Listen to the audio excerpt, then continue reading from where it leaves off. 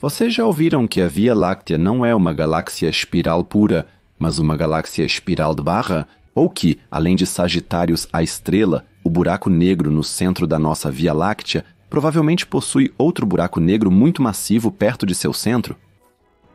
Mas além dessas características espetaculares, a galáxia, como também chamamos a Via Láctea, é o lar da civilização humana e talvez de muitas outras culturas extraterrestres. Temos que nos fazer uma pergunta: quais mistérios a Via Láctea esconde? Já sabemos muito sobre nossa galáxia. Ela possui muitas características interessantes que foram descobertas através de séculos de observação celestial. Hoje queremos nos concentrar nos aspectos menos conhecidos da galáxia. Entre outras coisas, vamos falar sobre a aparência da galáxia, sobre o suposto segundo buraco negro e sobre a posição do sistema solar na Via Láctea. Alguns de vocês conhecerão certos tópicos, mas na ciência popular eles são menos apresentados. Acompanhem-me hoje em um tour pela Via Láctea, nossa casa galáctica, sem a qual não existiríamos.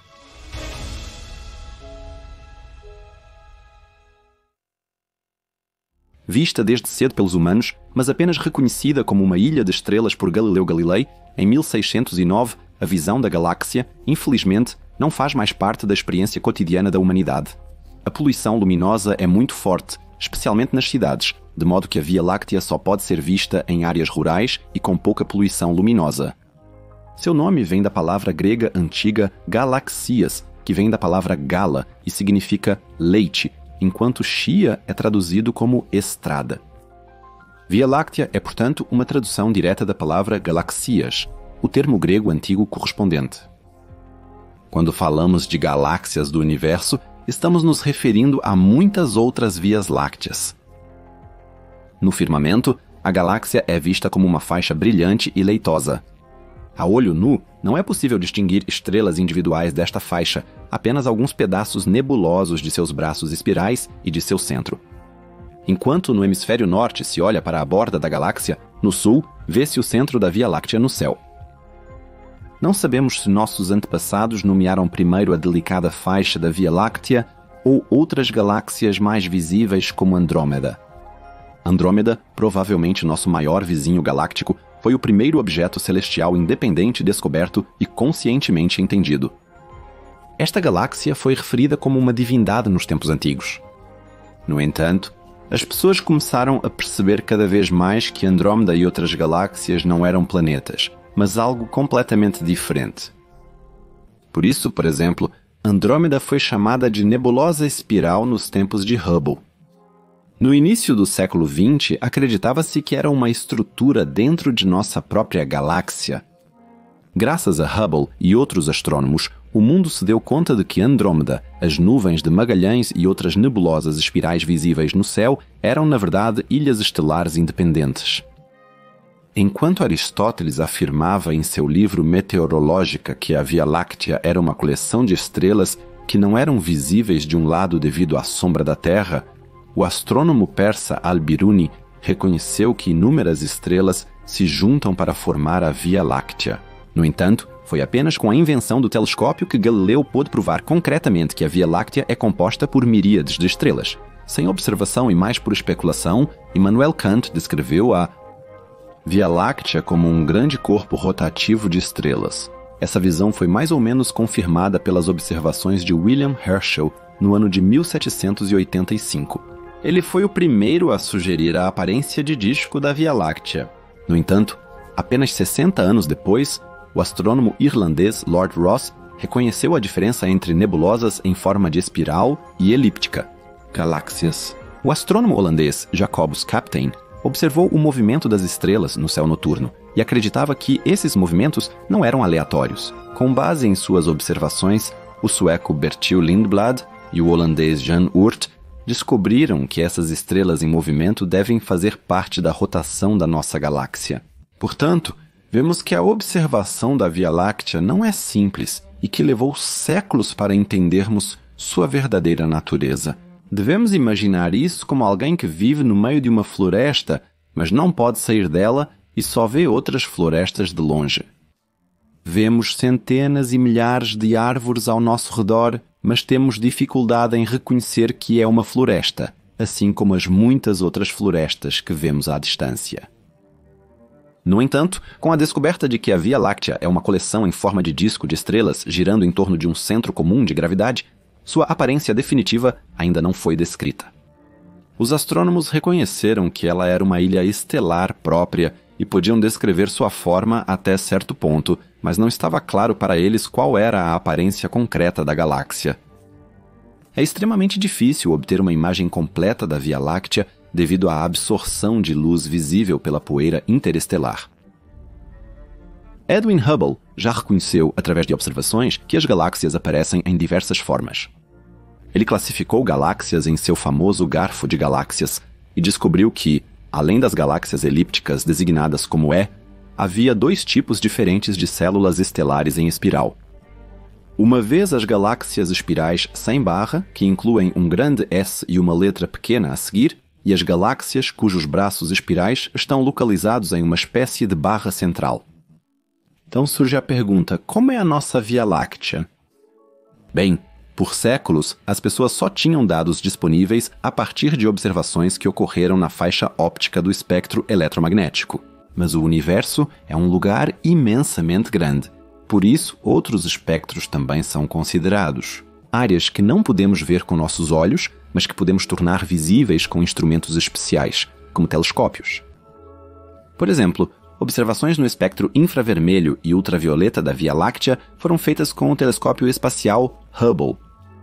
Anteriormente, suspeitava-se que ela deveria ser uma galáxia espiral pura, mas através de observações em outros espectros, reconheceu-se a verdadeira aparência da galáxia e ficou-se surpreso: a Via Láctea deve ser uma galáxia espiral de barra. Podemos imaginá-la como a galáxia New General Catalog 1300, por exemplo. Nesta, é possível reconhecer uma enorme barra em forma oval, onde começam os braços espirais. O que é particularmente impressionante nesta imagem composta capturada por Elmer e o Very Large Telescope são as dimensões dos braços espirais e sua vastidão. A Via Láctea deve ter forma parecida. Em seus braços espirais ocorre muita formação de estrelas, como se pode ver aqui pelas numerosas áreas de formação de estrelas que brilham em vermelho e roxo. Também se vê que os braços espirais não são contínuos, mas são interrompidos e começam de novo.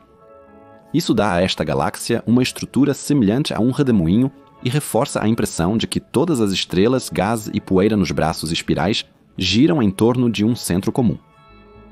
New General Catalog.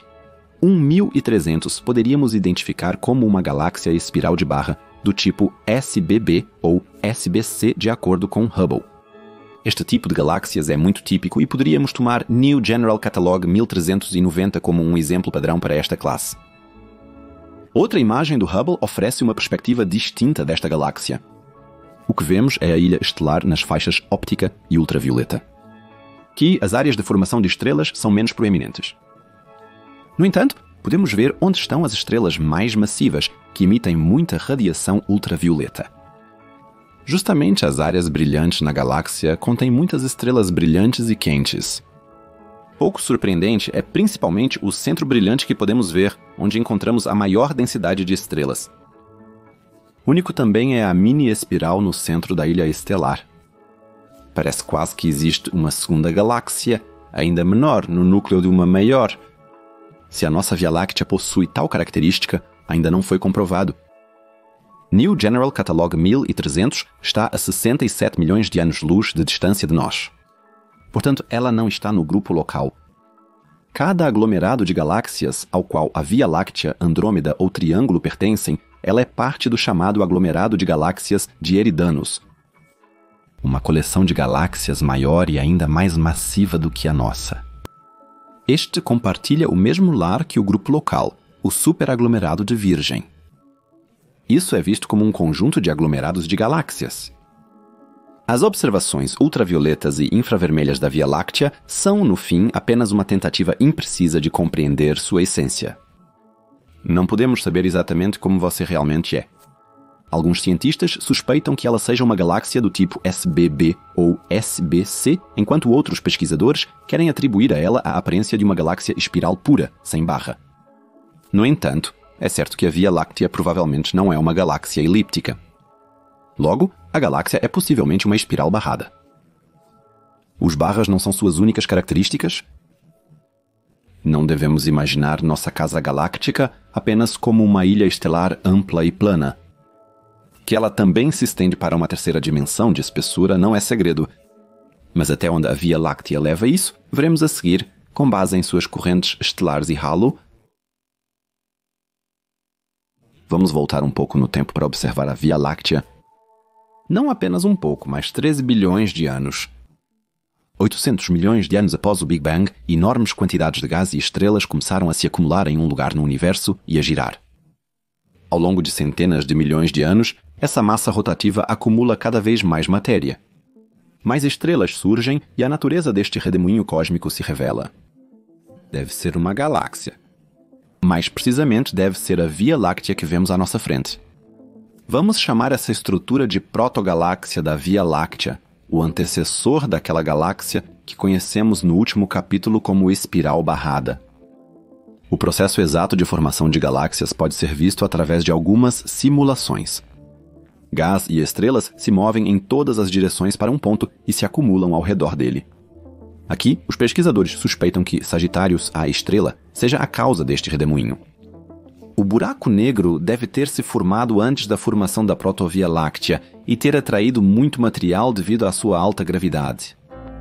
Claro que essa suposição não é certa, mas podemos imaginar bem que, do caos inicial deixado pelo Big Bang no universo, buracos negros gigantes surgiram antes das galáxias. Sagitário, a estrela, como um deles, provavelmente era muito menos massivo no início do que é hoje, mas sua gravidade aparentemente era suficiente para acumular material. Com cada vez mais matéria atraída, o potencial gravitacional do conjunto inteiro, ou seja, da galáxia inteira, aumentava e mais gás e estrelas se juntavam a ela. Assim, a protogaláxia da Via Láctea se formou bem cedo no universo, somente 800 milhões de anos após o Big Bang. Depois de atingir um tamanho considerável ao longo do tempo, ela deve ter se fundido com outras pequenas galáxias posteriormente. Numerosas outras, que surgiram paralelamente a ela, galáxias colidiram entre si e forneceram alimento para a jovem galáxia. Algumas colisões devem ter quase destruído a protovia Láctea. No entanto, ela sempre se afirmou e de alguma forma sobreviveu a este cataclismo galáctico. Agora vamos para 3 bilhões de anos no futuro, para um tempo cerca de 10 bilhões de anos atrás. Deve ter sido um tempo incerto. O universo ainda era relativamente jovem, muitas galáxias já haviam se formado, a segunda geração de estrelas estava prestes a enviar sua radiação para o universo. A Via Láctea ainda é uma ilha estelar bastante jovem e já cresceu bastante. Neste tempo incerto e menos pesquisado, houve uma colisão gigantesca que influenciou significativamente o destino da jovem Via Láctea. Uma grande galáxia se precipitou em direção à Via Láctea e colidiu com ela. Como essa galáxia era grande, mas menos massiva do que a Via Láctea naquela época, nossa galáxia, felizmente, foi o fator dominante dessa colisão e despedaçou essa galáxia. Astrônomos descobriram há alguns anos que os restos dessa galáxia estão na forma de estrelas no halo da Via Láctea. Essa grande galáxia, descrita na revista científica Nature como a galáxia parceira da Via Láctea, é chamada de Gaia Enceladus. Uma vez após Gaia, a deusa personificada da Terra, e Enceladus, um gigante filho de Gaia é Urano, o céu. Ambos os nomes vêm da mitologia grega e são fundamentais para a amplitude e o significado deste evento.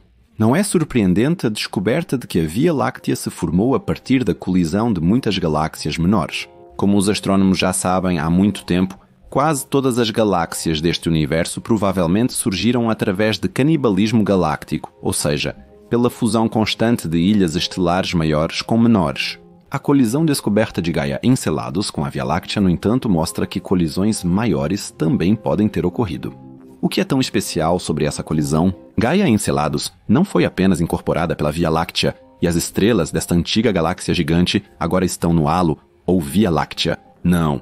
Ela provavelmente também deu à Via Láctea sua atual forma achatada e a aparência de seu disco galáctico. Mas como se descobrem as estrelas de Gaia Enceladus e de que maneira se pode reconstruir uma colisão dessas? A Mina Helmy, professora de astronomia na Universidade de Groningen, também se perguntou isso procurando especificamente por esses restos de outras galáxias em nossa galáxia.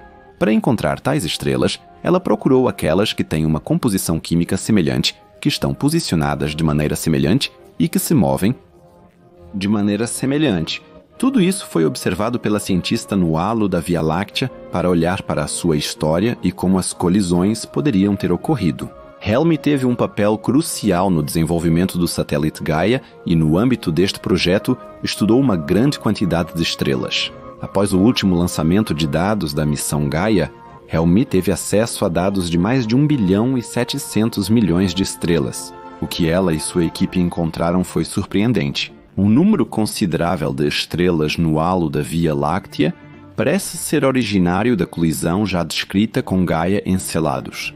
Mas não é só isso. A composição química da maioria dessas estrelas difere significativamente das estrelas nativas da Via Láctea e formam um grupo bastante homogêneo. As estrelas desta galáxia são até mais jovens do que as da Via Láctea. Como estão principalmente no halo da galáxia, essa parte pode ser descrita como menos antiga e mais jovem do que outras partes da galáxia, como o centro galáctico ou os braços espirais. E vai ainda mais longe. O precursor do disco da Via Láctea foi formado por essa colisão e, por isso, pôde assumir sua aparência atual. Gaia Enceladus tornou este disco mais espesso e o agitou bastante durante a colisão. No processo da colisão, Gaia Enceladus foi completamente despedaçada. Suas estrelas foram puxadas para a Via Láctea ou distribuídas no halo. O fluxo de estrelas de Gaia Enceladus e as estrelas quimicamente diferentes no halo da Via Láctea, no entanto, não são os únicos testemunhos de colisões galácticas. Ao redor da Via Láctea, foram descobertos alguns fluxos de estrelas que se estendem por dezenas de milhares de anos-luz no espaço intergaláctico.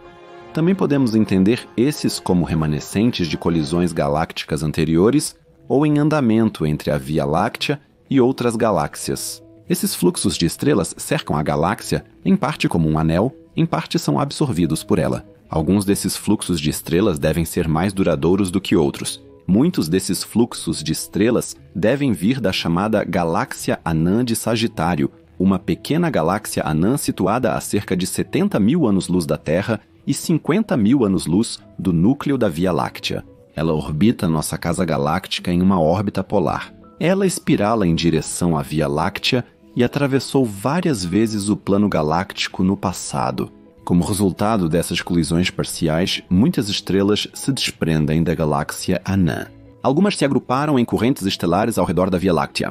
Em parte, elas permaneceram no plano galáctico, ou seja, no disco da galáxia. No futuro, os astrônomos esperam que a galáxia anã de Sagitário eventualmente se torne apenas uma única e enorme corrente de estrelas. Ele se posicionará como um anel ao redor da galáxia, orbitando-a por centenas de milhões de anos, até que finalmente desapareça completamente no plano galáctico.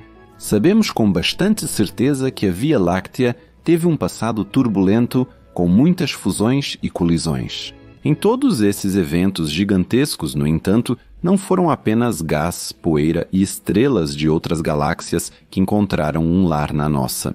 Deve ter sido arrancado de outras galáxias ainda mais objetos misteriosos e desconhecidos. Para encontrar um objeto tão misterioso, ou vários desses objetos misteriosos, agora partimos para o centro da Via Láctea para explorar seu núcleo. Os astrônomos sabem com bastante certeza que no centro de cada galáxia existe um buraco negro supermassivo. Mas antes de falarmos sobre as características sensacionais de Sagitários, a estrela, quero explicar a história da descoberta do buraco negro para mostrar como ele foi encontrado.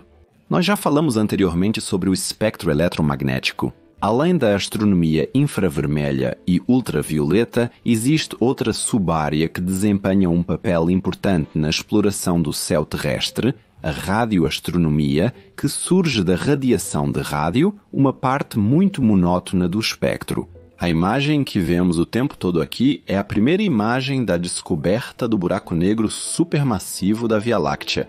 Mas espere, já sabemos muito sobre Sagitários A*. Como mencionado no último capítulo, a Via Láctea absorveu muitas outras galáxias em seu passado distante. Isso inclui algumas grandes galáxias como Gaia Enceladus. Como sabemos que quase toda galáxia vem com um buraco negro muito massivo, devemos nos perguntar: Poderia haver um segundo candidato para um buraco negro supermassivo em nossa galáxia?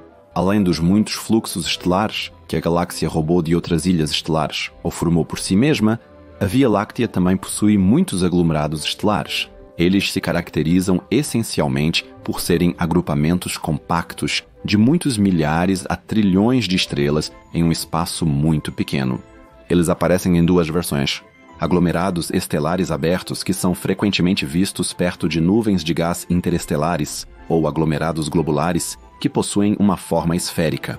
Aglomerados globulares, encontrados principalmente no halo da Via Láctea, são seus componentes mais antigos, enquanto aglomerados abertos tendem a ser mais jovens. As estrelas em aglomerados globulares são fortemente ligadas pela gravidade. Mas vamos voltar ao centro da Via Láctea novamente. Em um raio de 3 anos-luz ao redor de Sagitários, a estrela, existem nada menos que mais de 6.000 estrelas que assumem órbitas muito elípticas ao redor do buraco negro. Comparação. A região do espaço em que nos encontramos tem aproximadamente uma estrela a cada 3 anos-luz. Isso significa que, no centro galáctico, existem 6.000 vezes mais estrelas do que na área de 3 anos-luz de diâmetro que circunda o Sol. Uma dessas estrelas do centro densamente povoado é Sex und Sechzig, a uma média de 18 bilhões de quilômetros de distância de Sagitário à estrela e com dezenas de massas solares. Durante sua maior aproximação, a estrela é acelerada para 6,7% da velocidade da luz. Além desses gigantes estelares, também temos aglomerados de estrelas que estão a até 200 anos-luz de distância do coração da Via Láctea. Somadas, todas essas aglomerações têm uma massa de mais de 1 milhão de sóis. De acordo com os astrônomos, um desses aglomerados de estrelas deve abrigar um buraco negro, que, embora tenha apenas uma fração da massa do Sagitário A estrela, com 100.000 massas solares, ainda é pesado o suficiente para manter um grande aglomerado de estrelas unido. Este buraco negro secundário na Via Láctea é conhecido como intermediário, em contraste com os buracos negros supermassivos, como o Sagitário A estrela ou os chamados buracos negros estelares. Esses buracos são apenas algumas dezenas de massas solares, enquanto os buracos negros intermediários se encaixam entre os representantes supermassivos de sua espécie e podem pesar de milhares a centenas de milhares de massas solares. Há tempos, suspeitava-se que buracos negros intermediários estavam no centro de aglomerados estelares. Parece não haver nenhuma relação entre o tamanho desses aglomerados estelares e a riqueza de massa do buraco negro. Astrônomos ainda precisam provar concretamente a existência deste buraco negro com a massa de 100.000 sóis, mas outra equipe de pesquisadores já obteve mais sucesso. Em um lugar totalmente inesperado, outro aglomerado de estrelas no centro da Via Láctea é chamado de IRS-13e. Ele está muito próximo da estrela Sagitário A e está a apenas meio ano-luz de distância dela.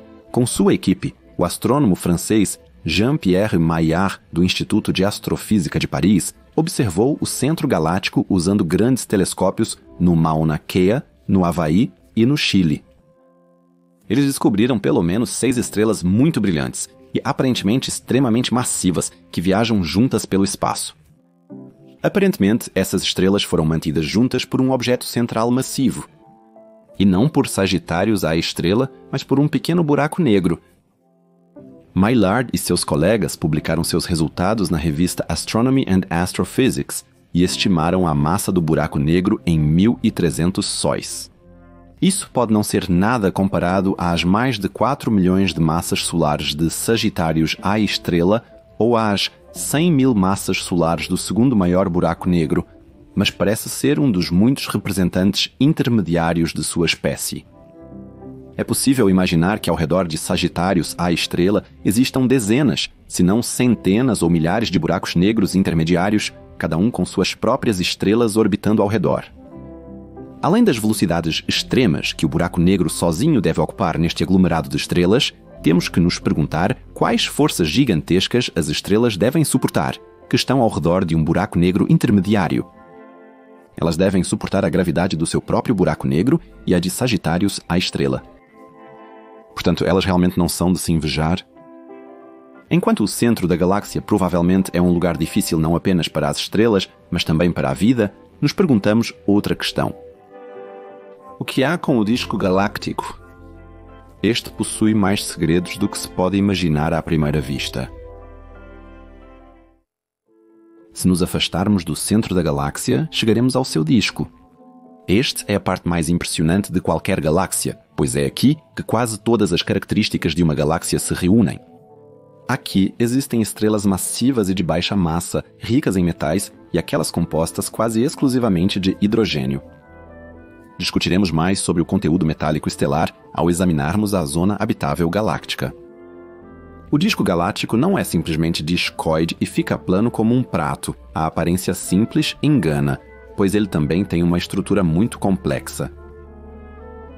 O disco é composto essencialmente por duas partes com muitas características diferentes. A primeira é conhecida como o disco fino e possui uma espessura entre 1000 e 13.000 anos-luz. O raio visível dela é de aproximadamente 50.000 anos-luz, o que deve resultar em um diâmetro total para a galáxia de 100.000 a 120.000 anos-luz. Mas porque vivemos no proverbial bosque com bilhões de árvores, não conseguimos perceber o verdadeiro tamanho da floresta, ou seja, só podemos imaginar o tamanho real da Via Láctea. Conforme você se aproxima da borda da galáxia, a densidade do disco diminui gradualmente. No entanto, as estrelas mais distantes estão a mais de 100.000 anos-luz do centro da galáxia e, portanto, não estão no disco.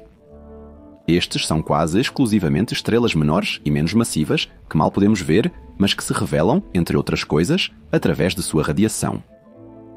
O disco galáctico abriga cerca de 80% da massa da galáxia inteira e é a parte mais jovem dela. No entanto, o seguinte fato é menos conhecido. Além do disco fino, existe um segundo disco que se aconchega perto do centro. Esta é cerca de 4 vezes mais espessa que o disco fino. Embora esteja mais próxima do centro, é significativamente menos densa que o disco externo fino, pois é composta principalmente por estrelas mais antigas e possui pouco gás e poeira. Já o disco fino está repleto de gás. Além do centro galáctico, a maioria das regiões de formação estelar se concentra nela. Embora o disco grosso tenha uma maior densidade de estrelas, ele tem pouco gás, então o disco mais fino, considerando toda a matéria, é um pouco mais denso. Mas o que realmente significa o tamanho de uma galáxia? Determinar o tamanho de uma galáxia, ou mesmo da Via Láctea, é uma questão complicada, pois a maioria das ilhas estelares não tem fronteiras claras e, portanto, nem um começo claro, nem um fim definido. Porém, todas as galáxias maiores têm, além de uma área central, o disco citado. A aparência do disco de uma ilha estelar é muito variada. Algumas galáxias possuem braços espirais expansivos, enquanto outras são mais elípticas e não apresentam uma estrutura concreta. Nesse sentido, a estrutura de uma galáxia pode ser mais comparada a uma cidade de estrelas. Tal cidade estelar pode ser vista mais como uma coleção dispersa de estrelas e matéria, em vez de um objeto com uma estrutura sólida e um início e fim claramente definidos. Como em uma cidade real, é difícil dizer onde ela começa e onde termina devido aos seus numerosos subúrbios e áreas residenciais amplamente distribuídas. Naturalmente, podemos estabelecer limites arbitrários e definir onde eles estão. Na astronomia, geralmente usamos a luminosidade e densidade estelar para isso. Se uma galáxia atinge uma certa densidade de estrelas em um determinado ponto, ela para de acordo com a definição. Como uma cidade estelar, uma galáxia ainda tem casas e ruas além desse limite. Dessa forma, a Via Láctea também possui estrelas além de seu disco visível a até 100.000 anos-luz de distância de seu centro. Em geral, na astronomia, o fim de uma galáxia é definido como a área onde a densidade de estrelas cai para cerca de uma estrela por 100 anos-luz quadrados. Se a densidade de estrelas excede esse número, falamos do chamado diâmetro estelar das galáxias. Nossa Via Láctea, se considerarmos o disco fino, tem um diâmetro estelar de aproximadamente 100.000 a 120.000 anos-luz. Pequeno fato extra, a propósito. Andrômeda tem um diâmetro estelar de aproximadamente 200.000 anos-luz, embora seja claramente maior que a Via Láctea, aparentemente possui menos massa do que ela.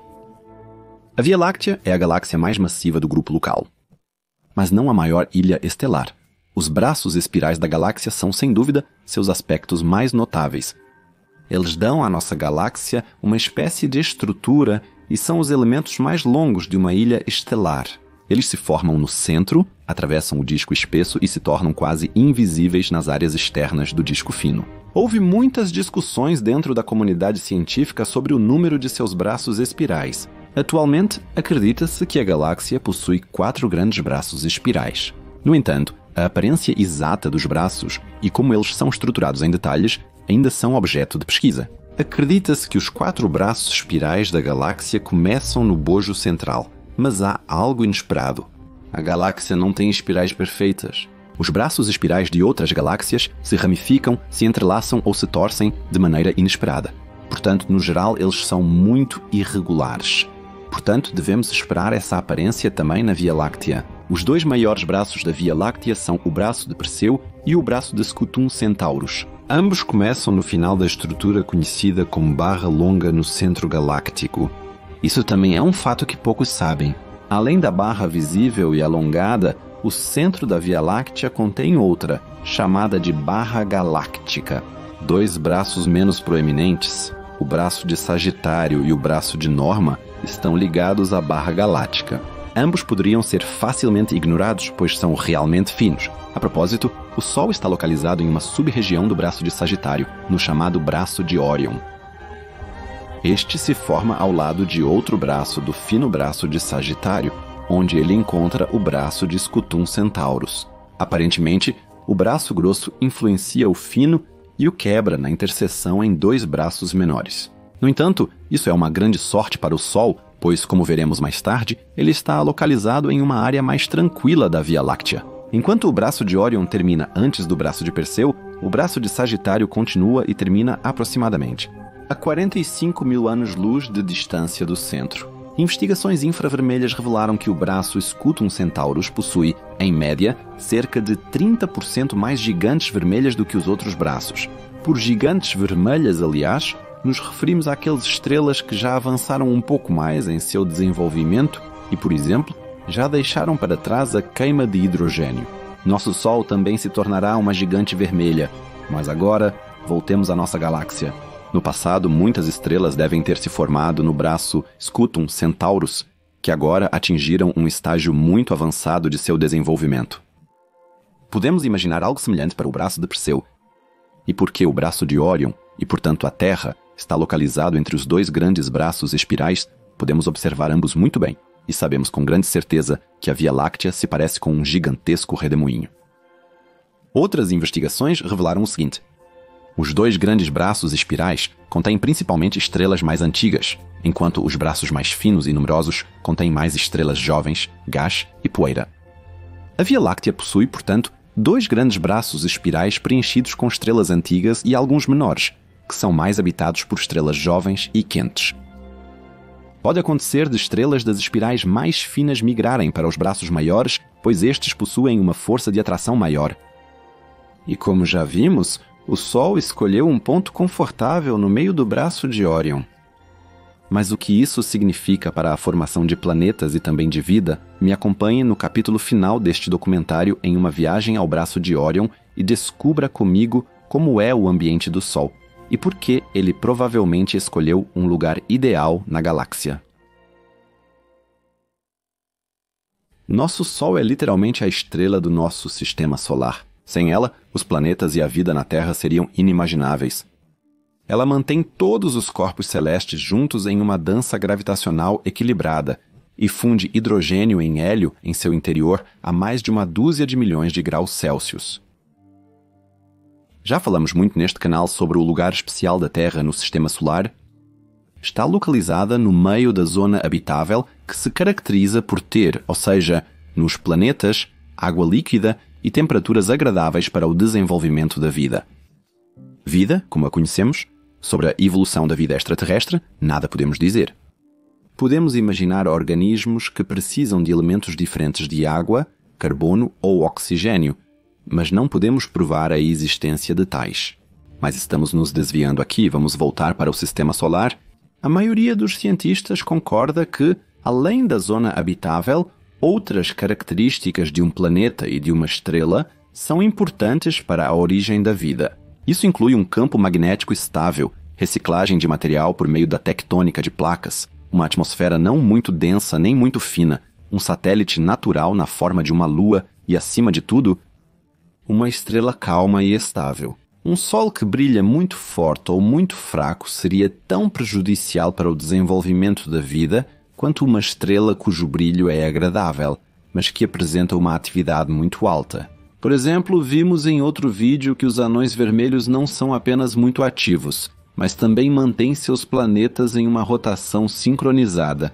Uma rotação deste planeta corresponde a uma volta em sua órbita, o que faz com que um planeta sempre mostre a mesma face para sua estrela. Um lado do planeta é então torrado pela radiação de sua estrela central, enquanto o outro lado congela de frio. Este fenômeno, aliás, também é encontrado em nossa Lua ou nas luas geladas de Júpiter, ou outros gigantes gasosos em nosso sistema solar. Essas já são muitas características que um planeta ou uma estrela deve possuir. Em nossa vizinhança estelar, por exemplo, vemos muitos anões vermelhos que também possuem planetas. De acordo com o entendimento atual, esses lugares provavelmente são menos adequados para o desenvolvimento da vida. Também vemos muitos sistemas de estrelas duplas. Esses, a propósito, são os mais comuns na galáxia e representam até 50% de todos os sistemas estelares. Se seguirmos os critérios atualmente aceitos para o desenvolvimento da vida, precisaríamos de uma estrela única como o Sol, idealmente uma estrela da classe G. Esses são objetos celestes com massa aproximadamente igual ou superior à do Sol. Além do Sol, Alpha Centauri A e B são bons candidatos para tais estrelas G, mas quais outras propriedades as estrelas deveriam ter para que a vida possa surgir em seu entorno? E mais importante, devemos indagar, como e onde podem surgir planetas nos quais essa vida finalmente existe? Já começa com o fato de que a Via Láctea e nosso Sol são considerados muito adequados para o desenvolvimento da vida. Principalmente nosso Sol aparentemente tem a concentração certa de metais. No entanto, aqui precisamos ter cuidado para não igualar metais com aqueles do sistema periódico dos elementos. Astrônomos se referem a metais como todos os elementos superiores ao hidrogênio ou hélio. Portanto, no sentido astronômico, elementos ricos em metais também incluem carbono, nitrogênio ou oxigênio, 3 elementos que são indispensáveis para o desenvolvimento da vida. A propósito, o conteúdo de metal de uma estrela também é chamado de sua metalicidade. Aparentemente, a nuvem de gás primordial, ou seja, a nuvem de gás interestelar da qual o Sol e os outros planetas surgiram, tinha exatamente a quantidade certa. Além disso, o Sol também está localizado em um lugar ideal na Via Láctea. Ele não está necessariamente nos grandes braços espirais, onde gigantes estrelas antigas existem e explodem em supernovas enormes. Da mesma forma, como vimos, ela não está diretamente no braço de Órion, mas na sua borda. Concretamente, isso significa que ela escapa tanto da radiação mortal de explosões estelares, quanto da radiação que é dispersa no espaço durante a formação de estrelas jovens. Portanto, ter uma estrela diretamente nos braços espirais é prejudicial para o desenvolvimento da vida. O mesmo se aplica ao centro galáctico. Sol está suficientemente longe do núcleo da Via Láctea e não precisa se preocupar com excesso de gravidade ou com a radiação de buracos negros gigantes.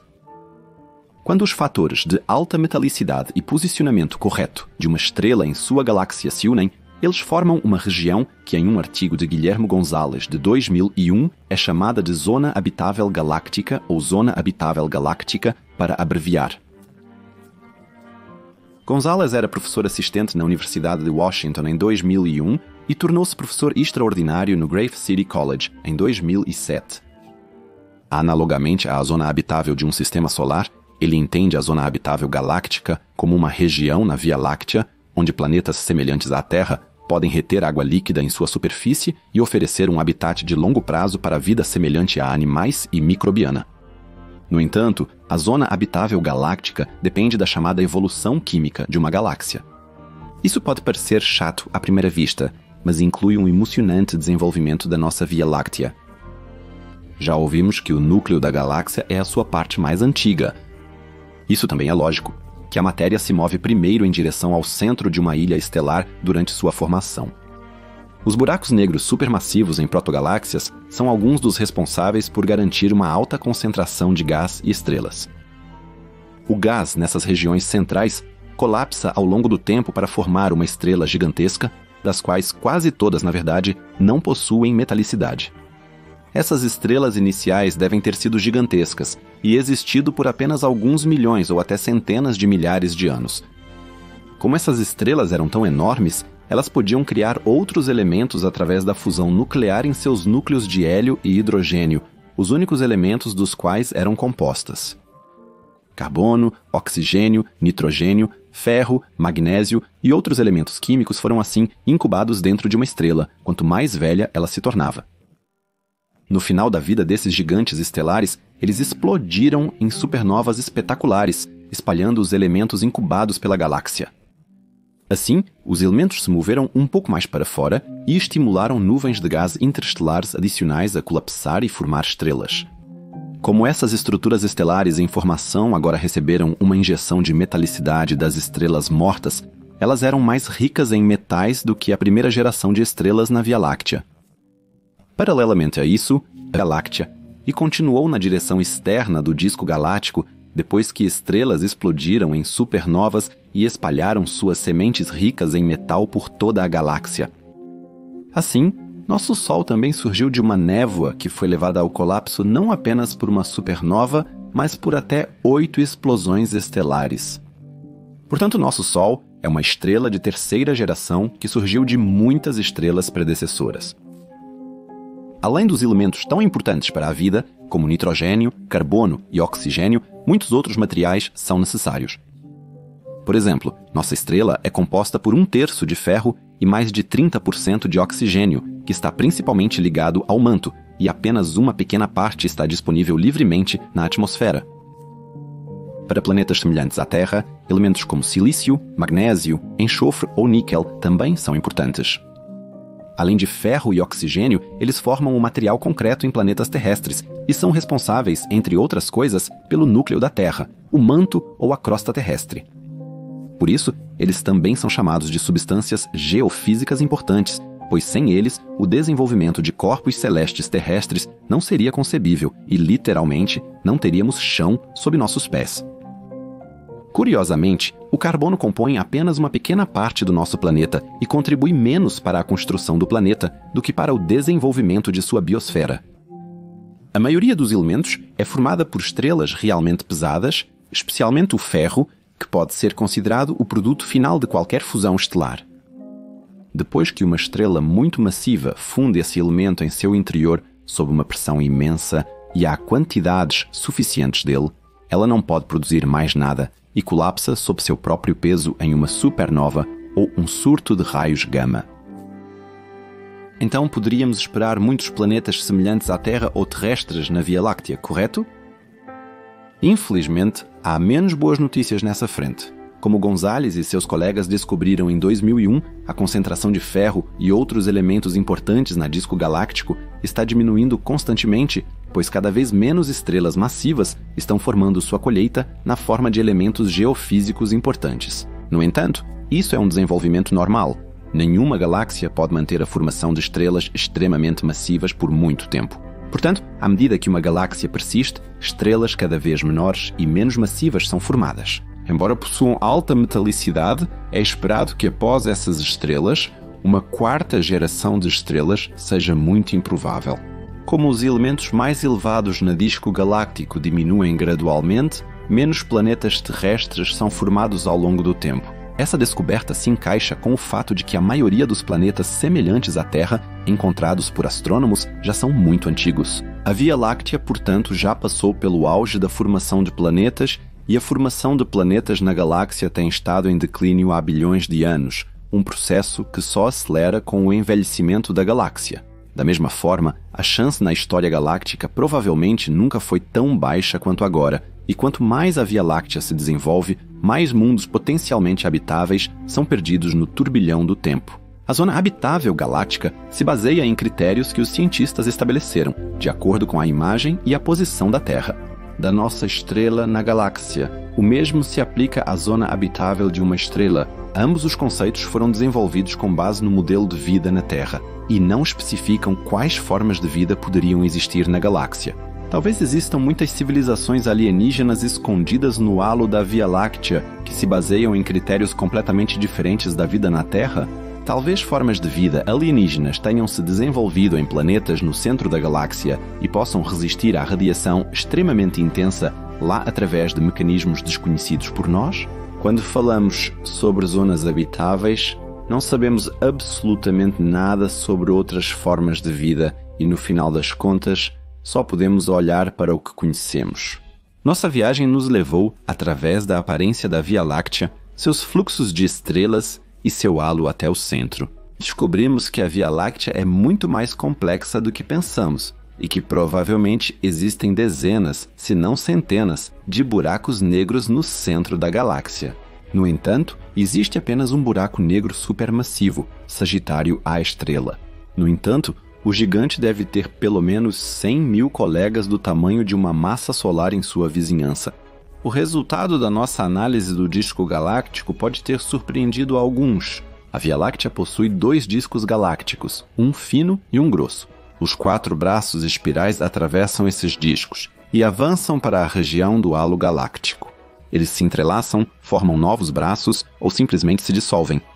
Que o Sol ocupa um lugar premium entre os braços espirais é graças ao acaso. Acredita-se que a metalicidade correta de nossa estrela e sua distância para o centro galáctico e os perigosos braços espirais grandes e pequenos são os motivos pelos quais a vida conseguiu se desenvolver na Terra, de acordo com o conhecimento atual. Alguns dos fatos deste documentário provavelmente já eram conhecidos por muitos. Eu conscientemente evitei tratar detalhadamente das áreas de formação de estrelas, como a nebulosa de Órion ou a nebulosa da Águia, para mostrar a vocês alguns aspectos menos conhecidos da Via Láctea.